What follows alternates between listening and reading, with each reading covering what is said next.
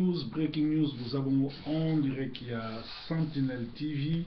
et ça dit bon qu'on a vu nos proverbes 30 Azoko et Maître à partir de Manchester, nous allons bon en direct qu'il y a Soft Kings TV, où il met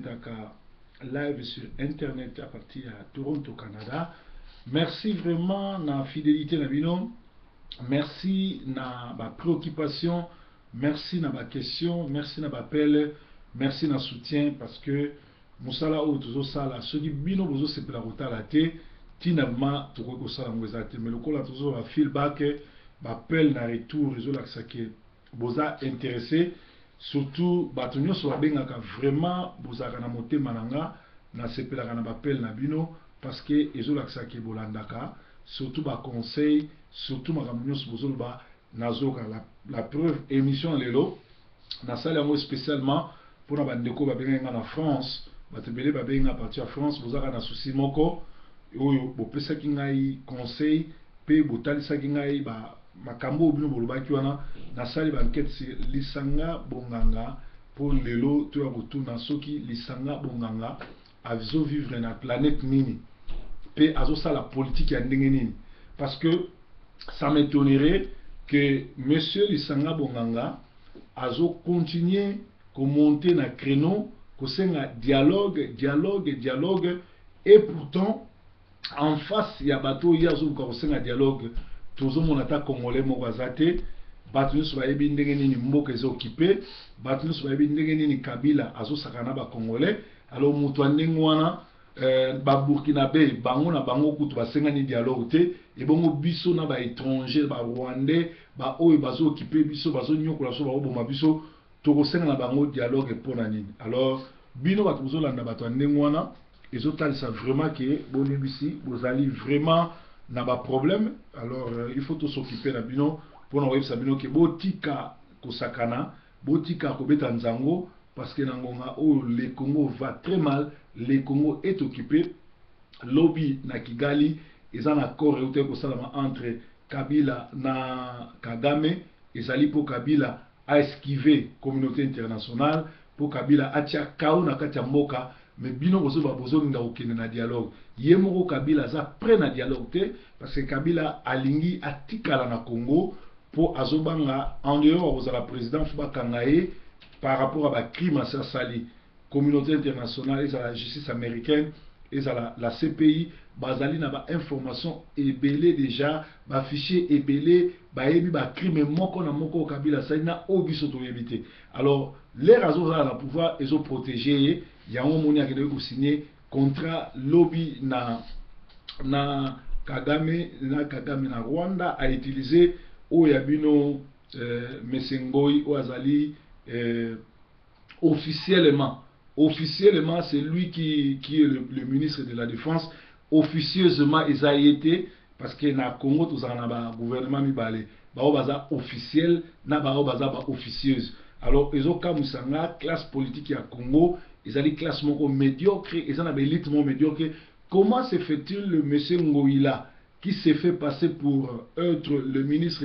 de la défense congolaise, et pourtant ce n'est pas, il connaît rien de la défense congolaise, il ne joue que ce rôle-là. En réalité, basala ndengwana batia na miso bato batie ba congolais, mais na cessé ba rwandais ba dirigeaka pe ba décision. Nangonga o ministre ya défense ya Congo, pe vice ministre ya Congo ezali Ruberwa. C'est-à-dire monsieur Ngoyiwana azali kaka étiquette. Ayebi na ye atama ka momoko ya défense te, mais azo so décision ya renoncer ba corps na Congo ya Congo. Donc nangonga oyo na minute oyo ezali ya koyinde eza très grave pendant ba comportement ndengwana yango moni tout ça li breaking news ya lelo pona ko meka lisusu ko sala banalize ko fungola bato miso parce que za bato ebele baza vraiment na ba bande ya noir na miso soki bayoki biso te soki balandi biso te moye ba comprendre ezate na minute oyo ba Rwandais ba sakani na biso moye te président de la République Kabila azala jamais congolais Batmus Bayebi qui azali citoyen rwandais atia ma colonie pour la première fois na Congo en 1997 puis en 2001 a eu la coup d'état abomi papa Moboko Linaï c'est-à-dire azali rwandais de sang et rwandais de souche donc azala jamais congolais Sénat président nango ezali Kengo Wadondo Rwandais oyo il aura discuter ça parce que Kengo to yebi même pas comment congolais ndenge beza Rwandais ni parlement minaku atikala jamais que la président parlement mais officiellement c'est lui qui joue le rôle d'être à la perchoir mais officieusement ezali Jeannette Kabila babengaki sage kuna yende a chapeautaka tout rien ne passe là-bas sans qu'il y a contrôlé donc yende azaka présidente kuna chef de l'opposition Vital Kamerhe Nyagizengi Rwandais de père et de mère na botami na Congo abotoli opposition apanzi IDPS azu opposition dynamique afuti bango mbongo azobinisa bango danse na ndenga lokinga pour Kabila tika toujours na pouvoir donc Kengo na Congo décision tout et outaka na Rwanda tala ministre ya défense ya Congo oyaza officiellement connu ezali Mesengoi mais officiellement c'est lui officieusement ezali Ruberwa un Rwandais Mutwazali vice-président pe ministre de la défense ya Congo Ngoi azana étiquette ya pamba na poste ya ministre de la défense ayebi rien azo contrôler eloko moko te yango akei ko adorer Hitler Rwandais na Kigali mususu kolabo pe un civique lisanga bonganga boyebisa batu lokola lisanga azo vivre na siècle nini boyebisa batu lokola lisanga bonganga azo vivre na siècle nini mboka eza occupé on ne négocie pas ni avec l'occupation on ne participe pas aux élections que ces derniers organisent. Pour Kabila, un Rwandais a infiltré Congo depuis 1997 puis en 2001 abomi Tata Moboko na komi président Congo wana ezali grand glissement à Sala. Bon, lisanga bonganga ayebi makambo bien ayebi makambo nini basoda Rwandais ya Ruberwa basala na kini pe makambo nini euti ko salama na Rwanda Ngoi Mukeba étant ministre ya défense ya occupation auti ko signer accord Kabila akotisa lisusu ba Rwandais na Congo po batia kao bo dialogue nini azo senga na ba Rwandais nani aloka élite congolaise tous des médiocres tous des inciviques tous des collabos pour ne pas dire que tous des imbéciles boli misanga alors des inciviques lisanga bonganga aza corrompu ndenge moko na groupe ya opposition dite ya dynamique oyo Kamerhe afuti bango mbongo ba jouer jeu ya ba Rwandais comment na Burkina Faso na espace ya une année sorry opposition ebengani des dictateurs armés jusqu'aux dents mais na soulèvement populaire mais ya biso na Congo ngonga yango Kabila désavoué par les siens et ses parrains ne veulent plus entendre parler de Kabila ngonga yango plus de 3000 démissions na kati ya institution mboka oyo zo lakisa ke gouvernement wana eza partant gouvernement wana ba échoué lamentablement alors comment Kabila oyo azali sur papier aza désavoué par les siens ba parrain na balingi était communauté internationale balingi était parce que asali ba crime ba preuve ali bon comment mutu ande mwana azoko engager Congo net ferme na ye ata na tango Léopold II azalaka dictateur pe liberté ya boye na Congo roi ya Belge azala na ngote akutana na opposition makasi un anglais de Liverpool asukisa Léopold II alors lisanga bonganga un autre médiocre un civique un traître au service de l'occupation rwandaise azoleka na ba télévision ko arange foule ko bimsat na balabala kolobake il faut toke na ba dialogue sur quelle base toke na dialogue toke no dialoguer na nani na koko na yo na noko na yo na tata mosi na yo to na mwana ya ser na yo parce que Kabila aza Rwandais Kabila abomi Kabila asali haute trahison Kabila azo continue ko sala ba haute trahison azo continue ko kotisa ba armée na Congo basango ni toza nango awa ezali ke on ne sait pas toujours donner une forme à la révolte. La révolte, elle s'autorise parfois toute seule à prendre forme. révolte ya solo botomboki ya solo faut pas opesa ngo forme yango moko fwe banda et s'exploser pe mikotsa yango mona kati ya makongo. On ne sait pas toujours donner une forme à la révolte, c'est ça. Dernièrement, nous avons publié donc dans nos journaux, dans tout ce que nous sommes en train de faire, nous avons parlé sur les négociations clandestines en cours entre Paul Kagame et Joseph Kabila, afin de faire venir l'armée rwandaise sur le sol congolais, sous prétexte de traquer les rebelles hutu-rwandais de FDLR. Ces négociations qui sont déjà closes ont déjà permis à l'armée rwandaise de rentrer à Kibumba et elle occupe la colline de Kikanyashea dans le territoire de Nirangongo au nord Kivu depuis le 14/9/2015. C'est-à-dire dernièrement tolobaki on a breaking news awa que négociation mo réseau sama ya kobatama entre Kabila na Kagame bakokosa ke ba armée rwandaise ezo kolanda armée ya ba Hutu oyo ezali FDLR pour baya kokota ba attaquer bango eloko si basala. Donc armée rwandaise ekota déjà depuis le 14/9/2015. Lisanga bonganga zo belo mokote, opposition dynamique zo belo mokote, Sénat zo belo mokote, parlement zo belo mokote, mais lisanga bonganga un traître, un incivique azo ko senga batu ba ke na dialogue na mutu oyo azo continuer ko trahir, azo continuer ko kotsa ba soldats étrangers na Congo. Après cette inscription de l'armée rwandaise à Kibunda, les autres unités de l'armée se sont infiltrées sur le sol congolais en complicité avec les officiers collabos de la FAFA RDC, Netiba Bato Boyebikuna, Soda Nabino ya Oyo Bazakuna Boyebi Basuna Bango,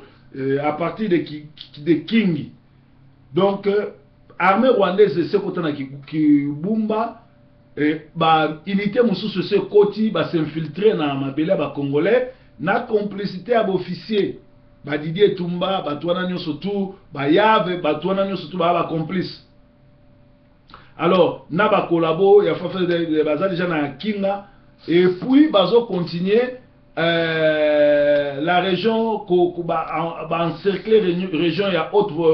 volcanique pour en fait aller s'installer dans la forêt sur les collines de Rwenzori. Maintenant, des centaines de soldats rwandais ont installé une base avancée à Runyoni avant de lancer les attaques sur la ville de Bunanganga et les collines de Shanzu, jadis occupées par les M23. C'est-à-dire les soldats rwandais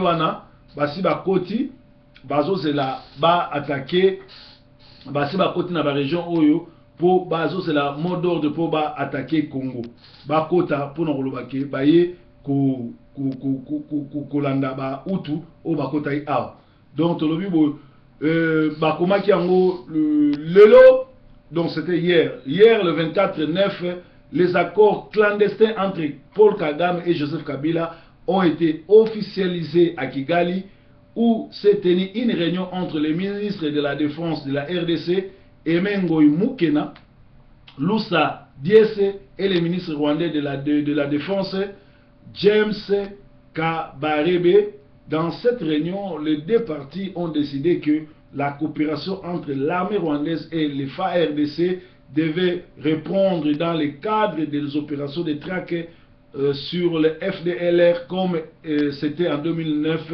lors de l'opération Umoja Wetu. C'est-à-dire Nangonga Oyo Lobby,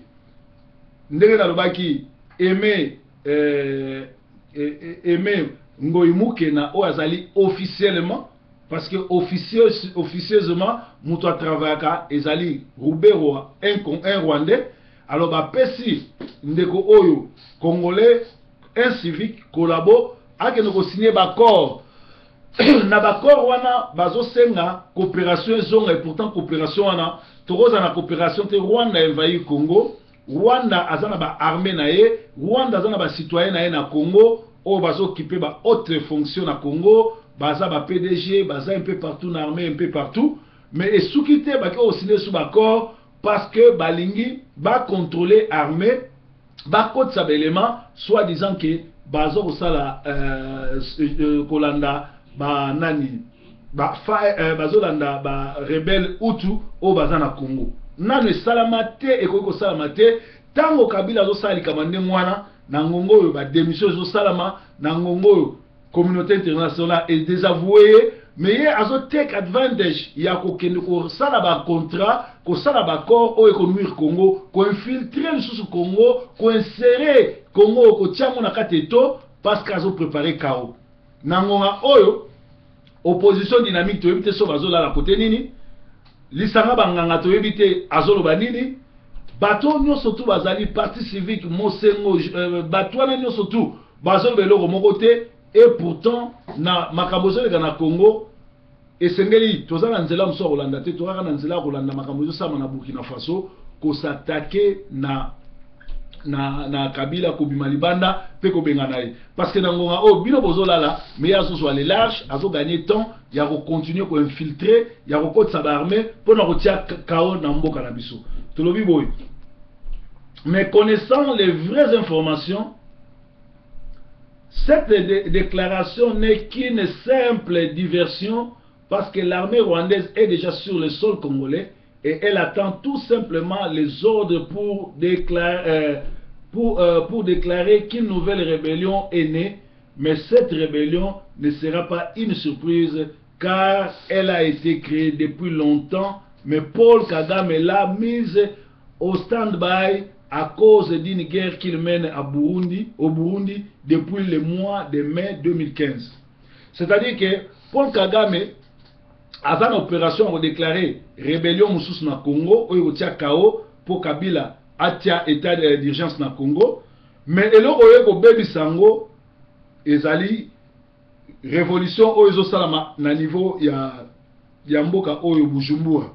Yango moni baname ba trouble zo na Bujumbura ba ke kuna po ba boto la mboka ba ko boto la mboka te yango ezo stopper nini rébellion au ba balancer à sika. Selon les informations fiables provenant du ministre rwandais de la Défense,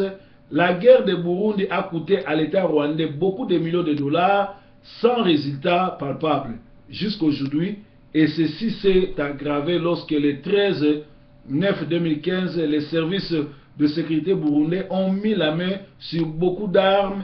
qui étaient cachées dans la résidence du premier conseiller d'ambassade du Rwanda à Bujumbura, le major Désiré Nyarurira. À partir de cette date, tout le monde a remarqué que le taux des assassins, le taux des assassinats ciblés de hauts dirigeants burundais a considérablement baissé. Donc,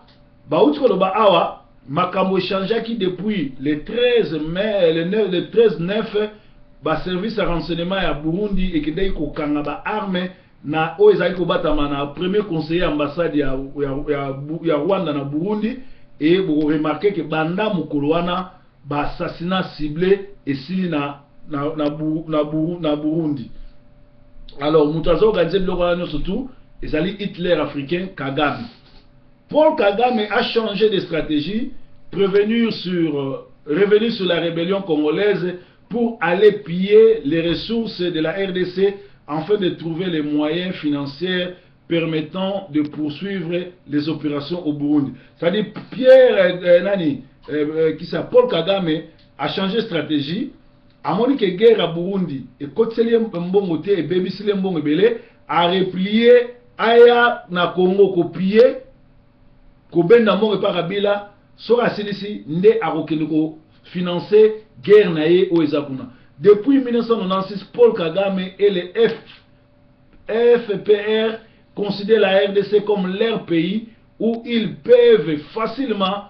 soutirer de l'argent, même très récemment quand le général Karenzi Karake, le chef des services de renseignement rwandais, a été arrêté à Londres pour crimes et génocide et crimes de guerre commis en RDC entre 1996 et 2003, c'est Joseph Kabila qui a été le premier à supporter son boss, Paul Kagame, en lui envoyant une somme importante de 2,5 milliards d'euros pour payer la caution de ces Rwandais de Karenzi Kareki. C'est-à-dire que Paul Kagame a commis ça Congo mboka na ye parce que yem ta dirigeant yango mbongo ya Congo, ba minéraux ya Congo, asala kanango azobongisela ngo Rwanda, azobongisela ngo bekol, na ngonga nyoso to azoka problème, ayaka koswa mbongo ya Congo, asalela ngo masolo. Alors l'air bakangaki Rwandais chef ya service na ye Karenzi ezali Joseph Kabila mutabimisa plus de 2 millions de livres sterling pour ba futa caution pour ba bimisa ye. Donc na mbongo ya Congo bazo futela ngo ba enseignant te, bazo futela ngo ba nani te, ba fonctionnaire te, bazo futela ngo ba étudiant te bazo ba bourse, mais comment nango argent de poche ya Kagame na ba petit na ya confiance kwa ba Kamere na ba Kabila. Donc Kabila avait jugé que le dossier de Karenzi Karange risquait de lui causer des ennuis et prendre une autre dimension, car les Congolais eux aussi avaient porté plainte, et pour mieux rassurer son boss, Kabila lui promet que la RDC Congo supportera tous les frais de procès et des opérations annexes. Entendez la corruption jusqu'au bout. Et quand on sait qu'une caution payée pour la libération provisoire est presque toujours récupérée à la fin du procès, sauf si le prévenu s'évadait, on comprendra donc aisément que les millions de livres sterling que le couple Kagame et Kabila a remboursé à Madame Blair a plutôt conçu ce pot de vin pour service rendu. Donc, mbongo nyo surtout ba pesaka pour na kopesa caution mutu soko kimate bazong sango. Donc mbongo wana ba pesa na Madame Tony Blair lokola ya mbongo ya kanyaka lokola corruption pour na misala asali. Et le voilà encore, Joseph Kabila est en difficulté car sa famille politique, la majorité présidentielle, est en voie de disparition, et par conséquent Kabila doit dire adieu au 3e mandat présidentiel. Kagame vient lui prêter la main en créant une rébellion pour saboter le processus électoral en cours. En contrepartie, Kabila va payer des millions de dollars que Kagame va utiliser pour finaliser son projet au Burundi. C'est-à-dire, Tango Kabila Moniete, ba parti naie est démissionné, plus de 3000 partis au cadre ba démissionné, a commis un problème, yango a kéi ko signé ba contrat, atindi un Congolais, a signé ba contrat na un Rwandais pour ba attaquer ba Congolais, ba contre sa rébellion na Congo pour ba anéantir processus électoral na Congo. Donc, ils ont makambo toujours Sabino, ils ont solo, bah rencontre Salamagi Lobby, au ministre il y a défense congolaise, les cas qui kolobaki, Kagame azali imprévisible, c'est-à-dire azali lokola Superman, azali mutumoko grand leader, ake kwa adoré, et pourtant Kagame monde entier, bah Rwandais sika ba ali bazo senga, sera commis na Canada ba kangaye, parce que ce monsieur c'est un criminel, ce monsieur a tué, bazo il n'a même pas ça la 3e mandat. Il faut que le soldat patriote de la FARDC s'organise pour faire échec à ces fameux plans qui visent à occuper l'est de la RDC en fait de proclamer cette partie de la RDC comme étant souverain qui dépendra à 100% au gouvernement de Paul Kagame. Il faut combattre ce tueur de RDF dans la mémoire de vos frères d'armes assassinés par ces derniers, entre autres colonel Mamadou Ndala, le général-major Baouma Abamba, Mbouza Mabe et colonel na Banamboka Nyosotu Obabumi. Binomo Momoni ezali Jemoko Mounene au Kabila azo travaillé. Kabila c'est un criminel qui no pays qui na instinct criminel, ayoka geloko musute, a respecter rabatute, a kendaka kaka pona koboma. Alors tozo kamwa sikoyo lisanga bonganga, libomani nazui maladi ni azobela nani afutie pour ça la déclaration ya koloba okene na dialogue nangonga oyo sorry mutu oyo bozolinga okene na dialogue c'est un criminel azolinga sikoyo akoti sa rébellion akoti sa chaos abtanisa makila. Alors force sikoyo ezali ya nani? faute ezongi na opposition oyo eza na Congo, eza opposition moko ya ba corrompi, baza sincérité, baza bato balingi Congo te, baza bato balinga pe Congo te, bato basala rapona libumu na bango, parce que makambo eza na Congo eza clair, il faut to benga na Kabila ndenge ba Burkinabé ba bengani deux généraux oyo bazali ba criminels, bazali armés jusqu'aux dents. Tozui Kampaoré, tozui na Diandéré, ba bengani bango. Mais biso, pourquoi tu le bato malibanda te? Pourquoi opposition et autres sabatute? Pourquoi ba soi-disant opposants makambo tu les ba croiser les bras, bazo sala ba déclaration. Bien aimé, toza susu bana mikete, to sito koli pour te comprendre que na Congo, tozali bongo na une classe médiocre o bazali ba incivique, o bazali ba irreligieux, o bazali bongo ba ennemi à Congo ba corrompu jusqu'au moins les opinions, o bazali ennemi à Congo parce que ba nimboka la bangote. Makambo ezo sala na Congo ata na mboka mo eko sala mate, ministre ya défense Ngoi Mukena akei ko adorer Kabila, akei ko adorer Kagame, o azali bourreau ya Congo, o azoboma ba Congolais, o azonyokola ba Congolais. L'era ke ko signer pacte wana to ba déclaration wana, azokende ko entraîner mboka na biso na kati ya kao, azokende ko bomisa bandeko na ye, ba cousine ba kokufa, et pourtant nzeleza simple Kabila asa sili Kabila il faut to benga na ye, pour Kabila personne en veut, même batu ya parti na ye. Et na limite nzambe oyo to sambela kakila likolo na se alobaki ke mboka oyo ezali mboka ya ba Congolais, ezali mboka oyo nzambe apesa biso, ezali mboka oyo fengeli biso ba Congolais to sani, esengeli biso ba Congolais to zo relève to benga na Kabila parce que Kabila aza ennemi ya Congo, Kabila lingi ba Congolais te. Donc tozo senga na bino ba Congolais botelema bolamuka parce que ngonga oyo eza ngonga mo mabe, eza ngonga ba Rwandais bakoti na mboka na biso po basala biso mabe, banga onde bakoti na mboka na biso po babebisa makambo na biso, esengeli to tika na kaka na koseka te, to tika na kolela te, mais tozwa décision ya kobengana ba paya. To salele bino eloko oyo pona oyesa bino ke, to salele bino émission oyo analyse opona oyesa bino ke ba kolabo baze belé bazoka sous solité, bazoloka na moy neto balisanga bonganga, tango azoleka na te bazoba akende dialogue na un criminel na muto azolinga kotia kao, c'est-à-dire botu na ye ba foutu yo combien et il travaille pour le compte de qui. En tout cas, breaking news ya lelo ezaki ba sangwa Congo na bamboka na bino, naza na question moko awa batuninga babi proverbe 30-30 yebisa biso comment na mangembo toyebi ke pasteur Mangembo Ogisupu aza agent ANER Mangembo bandimi bazo kima parce que azobima na mwasi ya pasteur ne Élysée, mais ba combattant na Londres batika kaye atambola kimia. Voilà première question. Deuxième question babi proverbe yebisa biso comment na Mangembo mokambi azopambwama mais bandimi bazopambwama te. Est-ce que ça onction mandoma ya mando na poto mona ka mando na soki azopambwama me bana ne babala kate azopesa bana batunsu mabala, bana batunsu mikanda, bana batunsu ba aussi sa classe yaye basi sarate.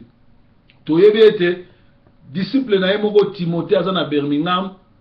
kalami ite pa azokima ye po aza pe na bizale mabe, un hypocrite, pe na sud église na ye se kufi. Nzambe akomi kobimisa batu na ye na Mangembo ogi esili. Siko to sala ndenge ni po na Mangembo. Alors ba question oyo ba réponse est claire, na sin expliquer bino que